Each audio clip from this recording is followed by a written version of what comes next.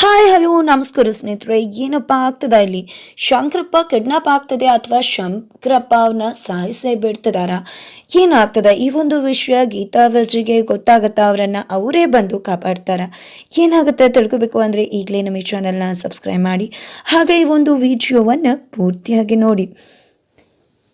ಇಲ್ಲಿ ಗೀತಾ ಮತ್ತೆ ವಿಜಯ್ ಇಬ್ರು ಕೂಡ ಅವರ ಕೆಲಸಕ್ಕೋಸ್ಕರ ಹೊರಗಡೆ ಹೋಗಿದ್ದಾಗ ಅವ್ರ ಮೇಲೆ ಒಂದು ಅಟ್ಯಾಕ್ ಆಗತ್ತೆ.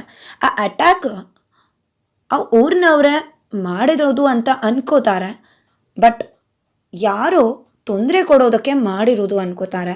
ಬಟ್ ಅದನ್ನು ಮಾಡಿಸಿದ್ದು ಧರ್ಮಪಾಲ, ಅವರನ್ನು ಕಾಪಾಡಿದ್ದು ಧರ್ಮಪಾಲ.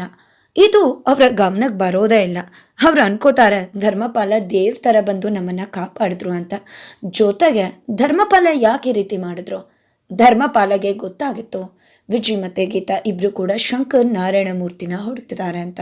ಶಂಕರ್ ನಾರಾಯಣವ್ರನ್ನ ಹುಡುಕ್ತಿದ್ರೆ ಅವ್ರ ಮನೇಲೇ ಇದ್ದಾರೆ ಅಂತಕ್ಕಂಥ ವಿಷಯ ಇಲ್ಲಿ ಧರ್ಮಪಾಲಗೆ ಗೊತ್ತಿತ್ತು. ಬಿಕಾಸ್ ಅವ್ರ ಮನೇಲಿರೋದೇ ಶಂಕರಪ್ಪ ಅನ್ನೋ ವಿಷಯ ಧರ್ಮಪಾಲ ಗೊತ್ತು. ಹಾಗಾಗಿ ಈ ಒಂದು ವಿಷಯ ಅವ್ರು ಯಾಕೆ ಹುಡುಕ್ತಿದ್ದಾರೆ ಶಂಕರಪ್ಪನ್ನ ಅದನ್ನು ತಿಳ್ಕೋಬೇಕು ಅಂತ ಒಂದು ಪಕ್ಕಾ ಪ್ಲ್ಯಾನ್ ಮಾಡಿಕೊಂಡ್ರು. ಆ ಪ್ಲ್ಯಾನ್ ಪ್ರಕಾರನೇ ಆಗಿತ್ತು ಆ ಒಂದು ಅಟ್ಯಾಕ್. ಜೊತೆಗೆ ಅವ್ರ ಹತ್ರ ಇರ್ತಕ್ಕಂಥ ಎಲ್ಲ ವಸ್ತುಗಳನ್ನ ಕೂಡ ಕಳ್ಳರು ದೋಚ್ಕೊಂಡು ಹೋಗೋದು ಅವರ ಪ್ಲ್ಯಾನ್ ಆಗಿತ್ತು. ಬಿಕಾಸ್ ಎಲ್ಲ ವಸ್ತುಗಳು ಕೂಡ ಧರ್ಮಪಾಲಗೆ ಬೇಕಾಗಿತ್ತು. ಆದರೆ ಇದರ ನಡುವೆ ಒಂದು ಎಡವಟ್ಟಾಗತ್ತೆ. ಅರ್ಧಂಬರ್ಧ ಯಾವುದೋ ಒಂದು ಮುಖ್ಯವಾದ ವಸ್ತು ಗೀತಾ ವಿಜಯ್ ಹತ್ರನೇ ಉಳ್ಕೊಂಡ್ಬಿಡತ್ತೆ. ಆದರೆ ಗೀತಾ ವಿಜಿಗೆ ಗೊತ್ತಾಗುತ್ತೆ ಶಂಕರಪ್ಪ ಸಿಕ್ಬಿಟ್ರು, ಧರ್ಮಪಾಲನೆ ಶಂಕರಪ್ಪ ಅಂತ. ಜೊತೆಗೆ ತಮಗೆ ಏನು ವಿಷಯ ಗೊತ್ತಿದೆ ಅನ್ನೋದನ್ನು ಕೂಡ ಧರ್ಮಪಾಲಗೆ ತಿಳಿಸ್ಬಿಡ್ತಾರೆ. ಬಟ್ ಧರ್ಮಪಾಲ ಮಾತ್ರ ಸೂರ್ಯಪ್ರಕಾಶ್ಗೂ ಶಂಕರಪ್ಪ ಆಗಿರೋ ತನಗೂ ಯಾವ ರೀತಿ ಸಂಬಂಧ ಇಲ್ಲ, ದೇವ್ರಿಗೋಸ್ಕರ ಪಾಪ ಪ್ರಜ್ಞೆಗೆ ಅವರು ದುಡ್ಡು ಕಳಿಸ್ತಾ ಇದ್ರು, ಅದಷ್ಟೇ ನಮ್ಮ ನಡುವೆ ಇದ್ದದ್ದು ಅಂತ ಹೇಳ್ತಾರೆ. ಜೊತೆಗೆ ನೀವು ಯಾವುದೇ ಕಾರಣಕ್ಕೂ ಶಂಕರಪ್ಪನ ಹುಡ್ಕೊಂಡು ಬಂದಿದ್ದೀವಿ, ಹಾಗೆ ಸೂರ್ಯಪ್ರಕಾಶ್ ಮಗ ಮತ್ತು ಸೊಸೆ ಅನ್ನೋದನ್ನ ಹೇಳಬೇಡಿ, ಇಲ್ಲಾಂದರೆ ಅವರು ಜೀವಂತ ಸಮಾಧಿ ಮಾಡಿಬಿಡ್ತಾರೆ, ಮೊದಲು ಈ ಊರಿನಿಂದ ಹೊರಟೋಗಿ ಅಂತ ಎಚ್ಚರಿಕೆ ಕೊಡ್ತಾರೆ. ನಂತರ ಈ ಕಡೆ ನಿಜವಾದ ಶಂಕರಪ್ಪ ಸೂರ್ಯಪ್ರಕಾಶ್ ಮನೇಲಿದ್ದಾರೆ. ಸೂರ್ಯಪ್ರಕಾಶ್ ಅವರು ಯಾವುದೇ ರೀತಿ ತಪ್ಪು ಮಾಡಿಲ್ಲ, ಅವ್ರ ಮೇಲೆ ಬಂದಿರೋ ಕಳಂಕಕ್ಕೆ ಯಾವುದೇ ರೀತಿ ಆಧಾರ ಇಲ್ಲ. ಯಾವತ್ತು ಅವ್ರ ಮೇಲೆ ಕಳಂಕ ಹಾಕಿದ್ರೋ ಅವತ್ತವ್ರು ನನ್ನ ಜೊತೆ ಇದ್ದರು, ನಾವಿಬ್ಬರು ಹೊರಗಡೆ ಇದ್ವಿ.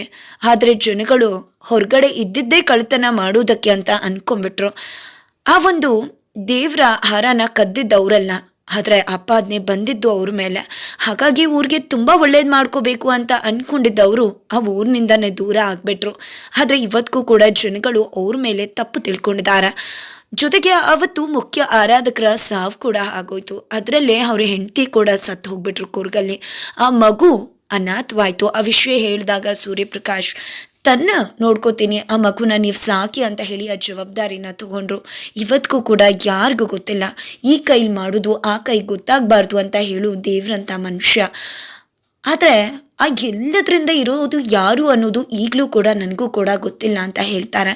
ಜೊತೆಗೆ ನಮ್ಮ ಮಗ ಸೊಸೆ ಬಂದಿದ್ದಾರೆ, ನಿಮ್ಮನ್ನೇ ಹುಡುಕೊಂಡು ವಿಷಯ ತಿಳ್ಕೋಬೇಕು ಅಂತ ಬಂದರು ಅಂತ ಸುಧಾ ಅವ್ರು ಹೇಳಿದಾಗ, ಹೌದಾ ಅಂಥವ್ರು ಯಾರು ನನ್ನನ್ನು ಭೇಟಿನೇ ಮಾಡಿಲ್ಲ ಅಂತ ಹೇಳ್ತಾರೆ.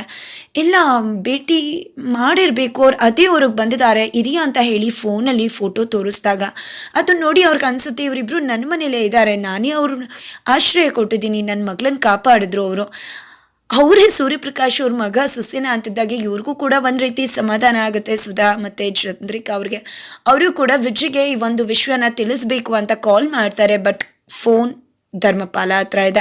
ಫೋನ್ ಬರ್ತಿದ್ದಾಗೆ ಅವರು ರಿಸೀವ್ ಮಾಡ್ತಾರೆ. ರಿಸೀವ್ ಮಾಡ್ತಿದ್ದಾಗೆ ವಿಜಿ, ನೀನು ಶಂಕರಪ್ಪನ ಹುಡ್ಕೊಂಡು ಹೋಗಿದ್ದೆ ಅಲ್ವಾ, ಅವ್ರು ಬೇರೆ ಯಾರೂ ಅಲ್ಲ, ನೀವು ಆ ಊರಲ್ಲಿ ಯಾರ ಮನೇಲಿ ಇದ್ದೀರೋ ಅವರೇ ಕಣು ನಿಜವಾದ ಶಂಕರಪ್ಪ, ಅವ್ರು ಇಲ್ಲಿಗೆ ಬಂದಿದ್ದಾರೆ ಅಂತ ಹೇಳ್ತಾರೆ.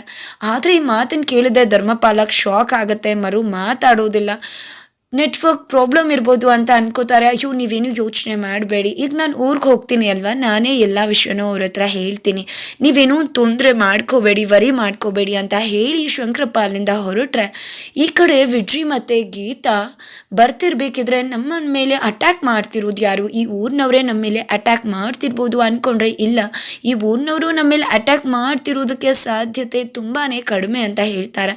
ಆದರೂ ಕೂಡ ನಾವು ನಮ್ಮ ಯಾವುದೋ ಒಂದು ಕೆಲಸ ಕಳ್ಕೊಂಡು ಹೋದ್ವಿ, ಈ ರೀತಿ ತೊಂದರೆ ಆಯಿತು, ಆ ವಸ್ತುಗಳೆಲ್ಲ ಇದ್ದಿದ್ರೆ ಎಷ್ಟು ನಮಗೆ ಹೆಲ್ಪ್ ಆಗ್ತಿತ್ತು, ಅದನ್ನು ಕೂಡ ಕಳ್ಳರು ಕಿತ್ಕೊಂಡು ಹೋಗ್ಬಿಟ್ರು. ಆದರೆ ಧರ್ಮಪಾಲ್ ಅವ್ರು ಬರದೇ ಇದ್ದಿದ್ರೆ ಖಂಡಿತ ನಾವು ಜೀವಂತವಾಗಿ ಇರ್ತಿರ್ಲಿಲ್ಲ, ಏನಾಗ್ಬಿಡ್ತಿತ್ತು ಅಂತ ಕೂಡ ಅನ್ಕೋತಾರೆ. ಆದರೆ ಅಮ್ಮನ ಜೊತೆ ಮಾತಾಡಬೇಕು, ಫೋನ್ ಇದ್ದಿದ್ರೆ ಮಾತಾಡ್ಬೋದಿತ್ತು. ಅಮ್ಮ ಪಾಪ ಎಷ್ಟು ನನ್ನ ಬಗ್ಗೆ ಯೋಚನೆ ಮಾಡ್ತಿರ್ತಾರೋ ಅಂದಾಗ ಅಮ್ಮ ಕೂಡ ಪ್ರತಿ ಕ್ಷಣ ಮಕ್ಕಳ ಬಗ್ಗೆನೇ ಯೋಚನೆ ಮಾಡ್ತಿರ್ತಾರೆ. ವಿಜಯ್ ಖಂಡಿತ ಫೋನ್ ಸಿಕ್ಕಾಗ ಮಾಡೋಣ ಅಂತ ಹೇಳ್ತಾರೆ. ಆದರೆ ಅವ್ರಿಗೆ ಫೋನ್ ನಂಬರ್ ಗೊತ್ತಿದೆ, ಯಾರ ಹತ್ರನಾದ್ರು ಬೇಕಾದ್ರೆ ಇಸ್ಕೊಂಡು ಫೋನ್ ಮಾಡ್ಬೋದಿತ್ತು, ಬಟ್ ಅದೇ ಸಾಗಬೇಕಲ್ವ, ಅವ್ರು ಫೋನೇ ಮಾಡೋಕ್ಕೆ ಹೋಗೋದಿಲ್ಲ. ನಂತರ ಈ ಕಡೆ ಧರ್ಮಪಾಲ ಈಗ ಶಂಕರಪ್ಪ ಯಾರು ಅಂತ ಗೊತ್ತಾಗಿದೆ. ಅವನೇನಾದರೂ ಬಂದು ಹೇಳಿದ್ರೆ ನನ್ನ ಕೆಲಸಕ್ಕೆ ಎಡವಟ್ಟಾಗ್ಬಿಡತ್ತೆ, ಅದಕ್ಕೋಸ್ಕರ ಶಂಕರಪ್ಪ ಅನ್ನೋ ಒಂದು ತಲೆನೇ ಇರಬಾರ್ದು, ಅದು ಈ ಊರಿನ ಹೆಜ್ಜೆನ ಇಡುವುದಕ್ಕೂ ಮುನ್ನನೇ ಇನ್ನಿಲ್ಲವಾಗಬೇಕು ಅಂತಾರೆ. ಗೊತ್ತಾಯ್ತು ಅವ್ರನ್ನ ಮುಗಿಸ್ಬಿಡ್ಬೇಕು ಅಂತ ಅಲ್ವಾ ಅಂತ ಹೇಳಿ ಶಿಷ್ಯ ಹೇಳ್ತಿದ್ದಾಗೆ ಹೌದು ಅಂತ ಹೇಳ್ತಾರೆ. ಜೊತೆಗೆ ಈ ಮ್ಯಾಪ್ ಸಿಕ್ಕಿದ್ರೆ ಒಳ್ಳೇದಾಗ್ತಿತ್ತು, ಈ ಮ್ಯಾಪಲ್ಲೂ ಕೂಡ ಅರ್ಧ ಮ್ಯಾಪ್ ಅವ್ರ ಹತ್ರನೇ ಸೇರ್ಕೊಂಡ್ಬಿಟ್ಟಿದೆ, ಏನು ಮಾಡೋದು, ನನ್ನ ಕೆಲಸ ನನಗೆ ಬೇಕಾಗಿರೋದು ಮೊದಲು ಸಿಕ್ಕಿದ್ರೆ ಸಾಕು ಅಂತ ಧರ್ಮಪಾಲ ಅನ್ಕೋತಿದ್ದಾರೆ. ನಂತರ ಈ ಕಡೆ ಗೀತಾ ಮತ್ತು ವಿಜಯ್ ಇಬ್ರು ಕೂಡ ಮಾತಾಡ್ತಾ ಇದ್ರೆ ಅಲ್ಲಿ ಯಾರೂ ಅವರನ್ನು ಅಬ್ಸರ್ವ್ ಮಾಡಿ ಕದ್ದು ಕೇಳಿಸ್ಕೊತಿದ್ದಾರೆ, ನೋಡ್ತಿದ್ದಾರೆ. ಇಬ್ರಿಗೂ ಕೂಡ ಅನುಮಾನ ಬರುತ್ತೆ ಯಾರಿರ್ಬೋದು ಅಂತ. ಮುಂದೆ ಹೋಗಿ ನೋಡಿದ್ರೆ ಅಷ್ಟರಲ್ಲಿ ಅವರು ಅಲ್ಲಿಂದ ಎಸ್ಕೇಪ್ ಆಗಿಬಿಡ್ತಾರೆ.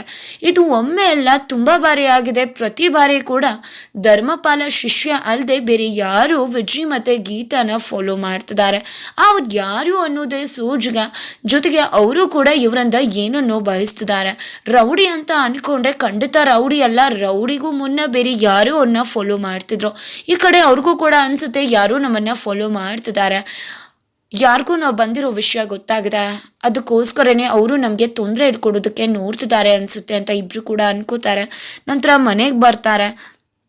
ಮನೇಲೂ ಕೂಡ ತುಂಬಾ ವರಿ ಮಾಡ್ಕೋತಿದ್ದಾರೆ. ಅಮ್ಮ ನಮಗೆ ಕಾಲ್ ಮಾಡೋಕ್ಕೆ ಟ್ರೈ ಮಾಡಿರಬಹುದು, ಆ ಕಳ್ಳರು ನಮ್ಮ ಫೋನ್ ಕಿತ್ಕೊಂಡು ಹೋಗ್ಬಿಟ್ರು, ಜೊತೆಗೆ ಒಂದು ಮ್ಯಾಪ್ ಇದ್ದಿದ್ರೆ ಎಷ್ಟು ಬಗೆ ಅರಿತಿತ್ತು, ಎಷ್ಟು ನಮ್ಮ ಸಮಸ್ಯೆಗಳನ್ನ ಕ್ಲಿಯರ್ ಮಾಡ್ಕೋಬೋದಾಗಿತ್ತು ಅಂತ. ಆದರೆ ಏನಾದರೂ ಆಗಲಿ, ನಮಗೆ ಶಂಕರಪ್ಪ ಯಾರು ಅಂತ ಗೊತ್ತಾದ್ರಲ್ವಾ, ಅದು ಖುಷಿ ಪಡು ವಿಜಯ್.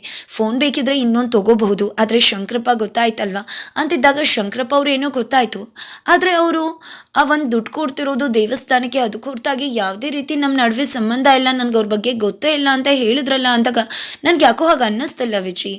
ಅವರು ಊರಿನ ಜನಗಳಿಗೆ ಹೆದರ್ಕೊಂಡು ಅವ್ರು ನನ್ನ ಬಗ್ಗೆ ತಪ್ಪು ತಿಳ್ಕೊಬೋದೇನೋ, ಏನೋ ಆಗ್ಬಿಡ್ಬಹುದು ಅಂತ ಹೆದರ್ಕೊಂಡು ಅವ್ರು ಸುಳ್ಳು ಹೇಳುತ್ತಿದ್ದಾರೆ ಅಂತ ಅನ್ನಿಸ್ತು. ಅವ್ರ ಮುಖ ನೋಡ್ತಿದ್ರೆ ಅಂದಾಗ ನನಗೂ ಕೂಡ ಹಾಗೆ ಅನ್ನಿಸ್ತು. ಅವ್ರಿಗೆ ಹೇಳ್ಬೇಕಿದ್ರೆ ಅವ್ರ ಮುಖದಲ್ಲಿ ಆತಂಕ, ಭಯ ಇತ್ತು. ಅವ್ರಿಗೇನೋ ಗೊತ್ತಿದೆ, ಅವ್ರನ್ನ ಹೋಗಿ ಕೇಳಿದ್ರೆ ಖಂಡಿತ ಪ್ರೈವೇಟ್ ಆಗಿ ಅವ್ರಿಗೆಲ್ಲ ವಿಷಯ ಹೇಳ್ತಾರೆ, ಮೊದಲು ನಾವು ನಮ್ಮ ಕೆಲಸ ಮಾಡಬೇಕು ಅಂತ ಹೇಳಿ ಯೋಚನೆ ಮಾಡ್ತಾರೆ. ಫೈನಲಿ ಇಲ್ಲಿ ಶಂಕರಪ್ಪ ಪೇಟೆಯಿಂದ ಅವರು ಊರಿಗೆ ಬಂದಿದ್ದಾರೆ, ಇನ್ನೇನೋ ಮನೆ ತಲುಪಬೇಕು, ಹೋಗಿ ಮೊದಲು ಅವರಿಬ್ರಿಗೂ ಕೂಡ ವಿಷಯನ ಹೇಳಬೇಕು ಅಂತ ಅಂದ್ಕೊಂಡೇ ಬರ್ತಿದ್ರೆ ಅಷ್ಟರಲ್ಲಿ ಹಿಂದೆಯಿಂದ ಧರ್ಮಪಾಲ ಶಿಷ್ಯ ಹಾಗೆ ರೌಡಿಗಳು ತಲೆಗೆ ಪೆಟ್ಟು ಕೊಡ್ತಾರೆ. ತಕ್ಷಣ ಅವ್ರಿಗೆ ಅನ್ಕಾನ್ಷಿಯಸ್ ಆಗುತ್ತೆ. ಫೈನಲಿ ಅವ್ರನ್ನ ಎಳ್ಕೊಂಡು ಹೋಗ್ತಿದ್ದಾರೆ. ಫೈನಲಿ ಇಲ್ಲಿ ಶಂಕರಪ್ಪನ ಮುಗಿಸ್ಬಿಡ್ತಾರೆ. ಶಂಕರಪ್ಪನ ಕತೆ ಮುಗ್ದು ಹೋಗುತ್ತಾ. ಈ ಕಡೆ ಧರ್ಮಪಾಲನೆ ಶಂಕರಪ್ಪ ಅಂತ ಅಂದ್ಕೊಂಡು ಹೊಸ ಆಟ ಶುರುವಾಗುತ್ತೆ. ಏನಾಗುತ್ತೆ ತಿಳ್ಕೊಬೇಕು ಅಂದರೆ ಈಗಲೇ ನಮ್ಮ ಈ ಚಾನಲ್ನ ಸಬ್ಸ್ಕ್ರೈಬ್ ಮಾಡಿ, ಹಾಗೆ ಮುಂದಿನ ವಿಡಿಯೋಗೋಸ್ಕರ ವೇಟ್ ಮಾಡೋದನ್ನು ಮರಿಬೇಡಿ.